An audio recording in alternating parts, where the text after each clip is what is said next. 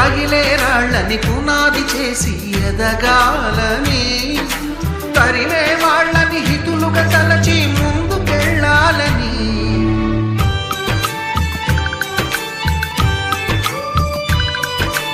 కన్నుల నీటిని కలల సాగుకై వాడుకోవాలని, కాల్చే నిప్పుని ప్రమిదగా మలచి కాంతి పంచాలని, గుండెతో ధైర్యం చెప్పెను, చూపుతో మార్గం చెప్పెను, అడుగుతో గమ్యం చెప్పెను, నేనున్నానని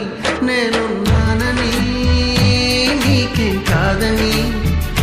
నిన్నటి రాతని